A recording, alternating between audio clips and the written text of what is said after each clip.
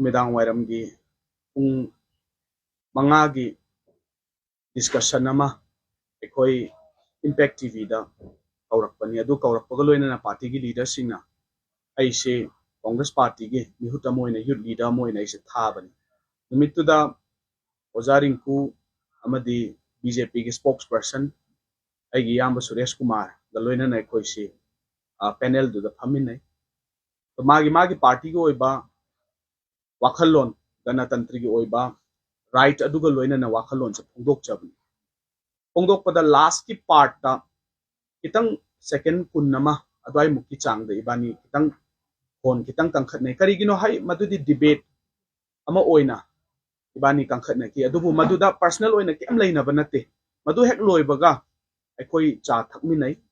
tamoras na toraga cha glass mamam ga thakmi na ki si aina duda hai ayamba personal ga political ga nanaw di kem khanja de ko masi pulap chami na de hoi party ge madalak panina aishu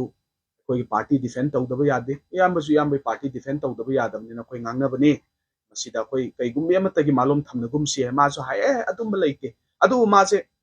chaning bagi khoro khot pa ma di mangon da dum numitu da lei bani ado viewers sing mayam na su ui kari hana comment pi ge hadi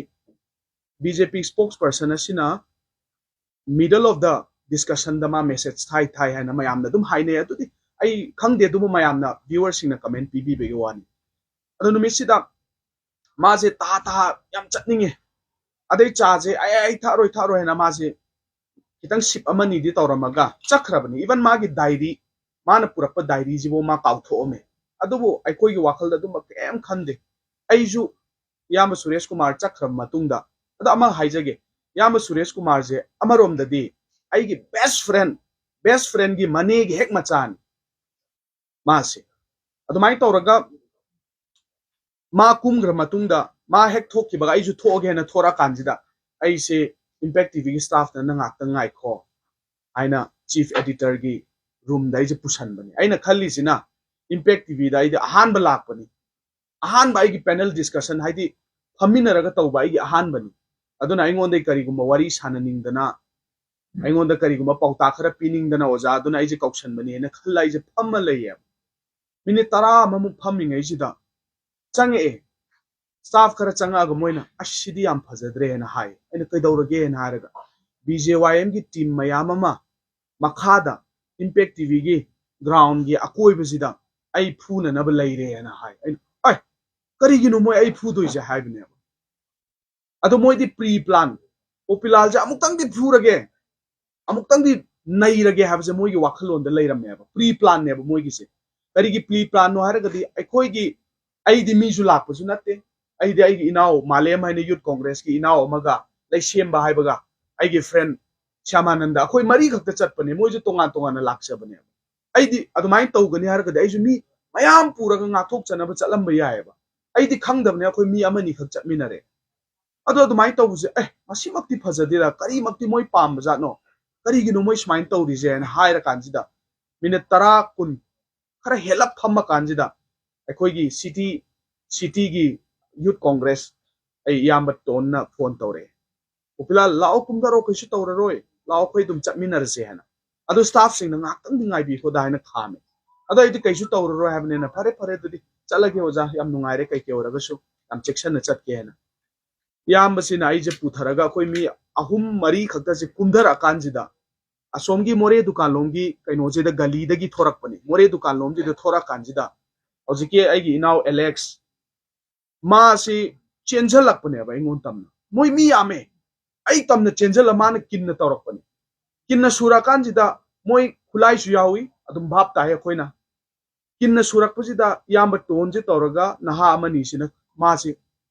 ha hau bane muka ade impact tv staff ai thindarak pujina sidi yararoi lao kakhat horasi hana ai su chen khatle ba maramdi ningai sangdana phuna gadabab ju madu aphabu su natte kari gi damuk ta phuna doino ju ai ju maram khangde kari gi damuk ta moina phuning ino ai ju maram khangde adu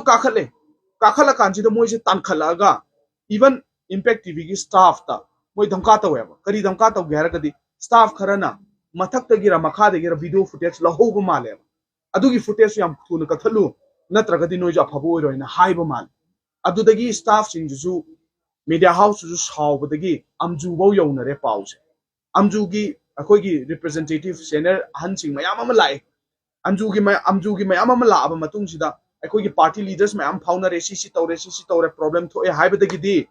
moi ju mi je masing je hengat pa je sum hengal le aba hengalaga ai phurani hena aduda Suresh Kumar na taha akiba magi saktam galoina na mana dairi ba hundo omaga taha chen gi bese masida aikoi gi mi singna tahau bese karino hargadi ma de aikoi gi mi ne do khangda ba marks nung uppasida naha singdu da noise pangmali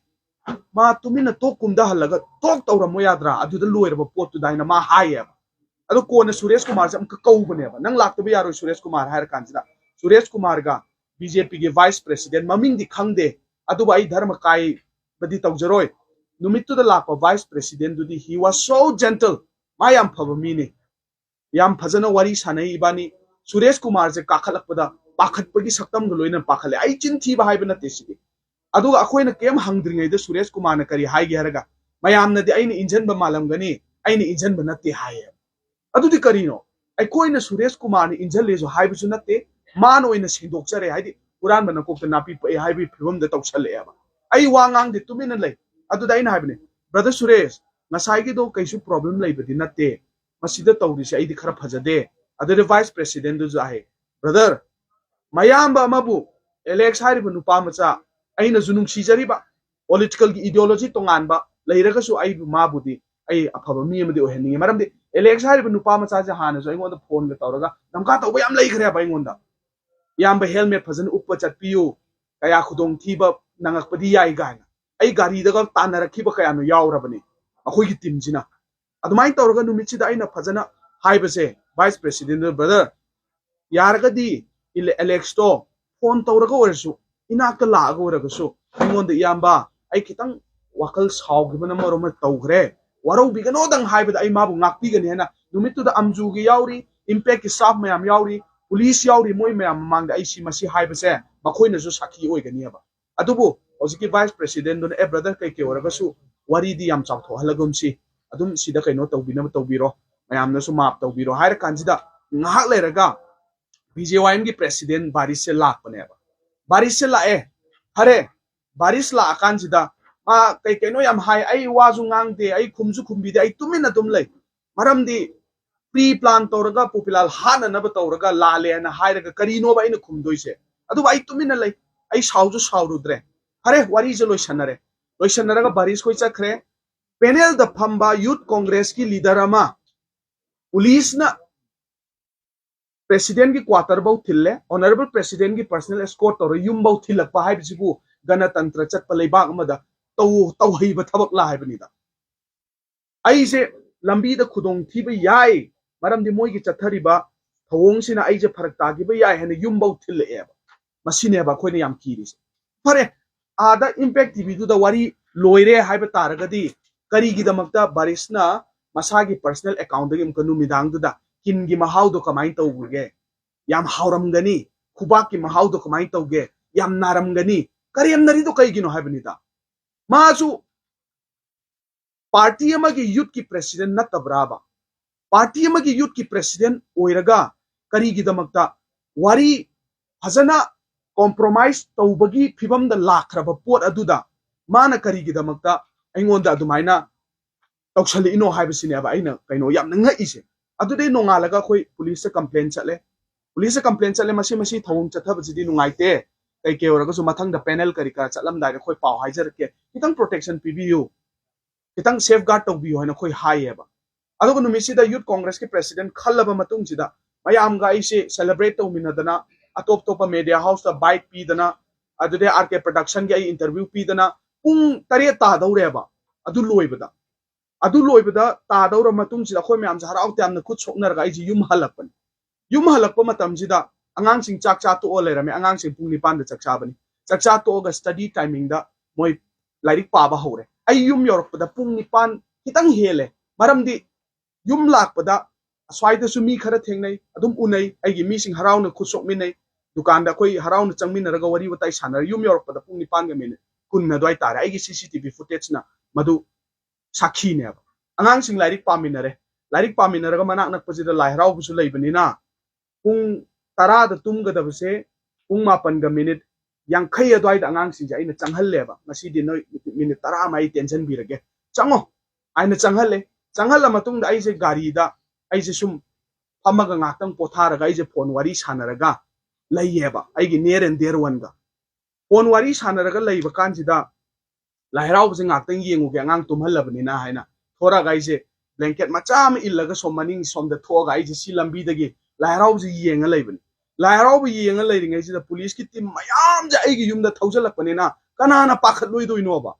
lan lakpi type da ai yumda police team mayam am changjan garaga pakhloi da mi do kanano habni da ado situation du ju khangde kari ga damak te jinjili no ju khangdabni na safe oi ga da jaga am da ai thaido laybani thaido layra kan de last ta Suresh Kumar ga Alex hari banu pam chado Popilal masamakna pung mapan ga minute tronga kun dwai da puram me haijine ba ina ise sida kari pa khum no koina pi do sibo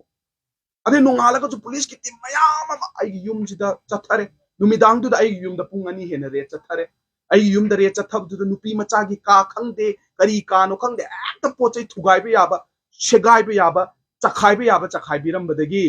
masagi naraga leijaba ibok na ba hairaga su chak phajana chari bani kalli bani chatpa phajana ngammi bani ibok to pakhat ki bana wandhare hana paula e wandagi banu mitu digi oxygen thajal laga chak ngaru ambok chagi da ibok to ngasi ngarang se magi aroi be yai tan ki bani masi punno ki daitos kanan pudoi no political victim amo oi halaga aibu